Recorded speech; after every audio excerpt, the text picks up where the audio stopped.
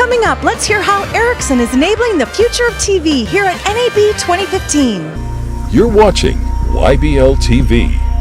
Ericsson is uniquely placed in this industry with a lot of insights across consumer behaviors, industry shifts, and the convergence of broadcast and telecom. Just how disruptive do you see the future outlook for those being in the media value chain? Very disruptive. I think we're in the middle of the eye of a storm, really, quite frankly. We have this vision of something we call the network society, which we're emerging towards by 2020. There's going to be 50 billion connected devices, of which 15 billion are video enabled.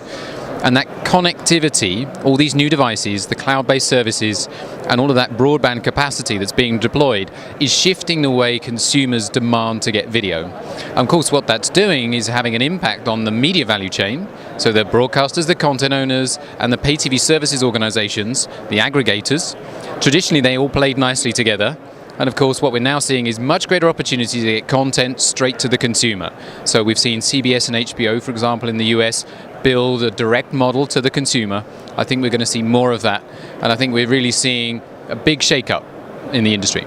To stay competitive, what do TV and media players need to consider and address? Laser focus on the consumer. I think that's the simple answer. You know, this is all about agility. This is all about potential disruption from new entrants. It's disruption from your traditional partner that's now going to try some different models.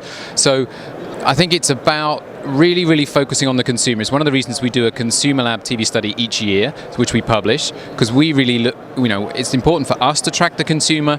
Our customers want us to be able to give them the insights as to what the consumer wants, what they're willing to pay for, where are they really going. And I think that helps inform the decisions that the media companies need to make with their propositions, their offers, and their services. Are there different strategies required for the different players? We do see that, yes. If you look at the content owners and the broadcasters, they're looking to globalize their content. They're looking to build their brands direct to the consumer. They need ways of getting their content global. They need to get their content on all these devices. They need to build apps. That's a very complex thing. They need to manage consumers. Ericsson's focus for that is to enable them to do that on a services basis. So we'll do it for them completely as a managed service, as OTT. So I think that's the content owners and the broadcasters. If you look at the pay TV companies, it's the cable, the telco, and the satellite, they're being challenged by large bundles of bills toward the consumer. The consumer's starting to not really perceive all the value in that services they're getting. They've got new entrants potentially coming into that space to offer aggregation of content. So, they're getting challenged. And I think where we see their strategies, they really need to be able to be a much more agile organization, drive the experience of discovery, which is going to get very fragmented in the future.